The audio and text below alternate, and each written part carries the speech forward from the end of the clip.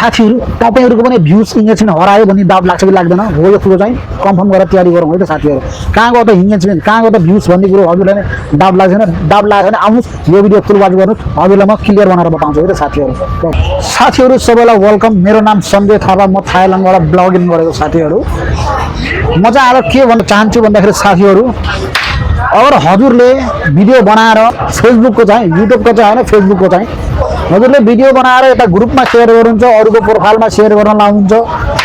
त्यो सेयर गरेको चाहिँ हजुरको चाहिँ उसको प्रोफाइलमा सेयर गरेको हजुरको भ्युज वापस तपाईँको प्रोफाइलमा आउँछ कि आउँदैन इङ्गेजमेन्ट बढ्छ कि बढ्दैन भन्ने कुरा यो कुरा चाहिँ हजुरलाई म क्लियर बनाउन चाहन्छु साथी मेरो प्रोफाइलको स्क्रिनमा लिएर जान्छु हजुरलाई है त साथी मेरो पुरानो फेसबुकमा मैले 6 महिनादेखि एउटा भिडियो हालेकै छैन पुरा रातो हुनुपर्ने हो कि होइन भन्नुहोस् त 6 महिनादेखि भिडियो नहालेपछि रातो हुनुपर्ने ग्रिन बताइरहेछ भन्ने कुरो त अचम्म पर्छ 4-5 खेप नयाँ पे अकाउन्ट खोल्दै सेटअप गर्दै बिगार्दै 4-5 वटा गरेर तेह्र मैले यसलाई फालिदिएको मिसै नगरेको बनाएर चढायो भने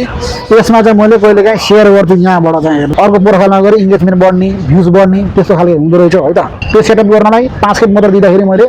मेटालाई फेरि मेसेज गरेर मेटालाई रिक्वेस्ट गरेर मेटाले फेरि मलाई पे सेटअप पठाइदियो त फेरि मैले पे सेटअप गर्दै बिगार्दै फेरि 5 खेप गरेर टोटल भयो 10 खेप लगाउनुहोस् है त 10 खेप हुँदाखेरि त्यसैबाट मैले नगरेको यसबार पनि त्यही अकाउन्ट सेटअप गरेर अब मैले क्यान्सल गरेर यो अकाउन्ट चाहिँ चलाउँदिनँ भनेर अहिले चलाउँदै गरेको यो भिडियो हेरिराख्नु भएको छ नि हो रे चाहिँ मैले त अहिले चलाउँदैछु मैले चाहिँ पुरानो चलाएन है त साथीहरू यो भिडियोमा के जान्न मिल्छ भन्दाखेरि हजुरले जब आफूले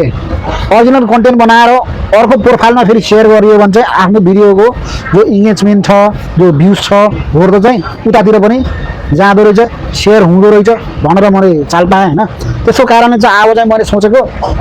जो न प्रोफाइल जो न भिडियो प्रोफाइलमा चढाइन्छ त्यो प्रोफाइलमा चढाउने अरूमा सेयर गरियो भने आफ्नो भ्युज पनि गायब हुने इङ्गेजमेन्ट गायब हुने भ्युज बढ्दै नबढ्ने त्यस्तो अवस्था हुँदाखेरि चाहिँ मेरो तर्फबाट चाहिँ अब चाहिँ साथीहरू आफ्नो ओरिजिनल प्रोफाइलमा हाल्नुहोस् अरूकोमा लोमा नहाल्नुहोस् सेयर नगर्नुहोस् है मैले जस्तो गल्ती गरेको थिएँ होइन हजुरले त्यो गल्ती नगर्नुहोस् है त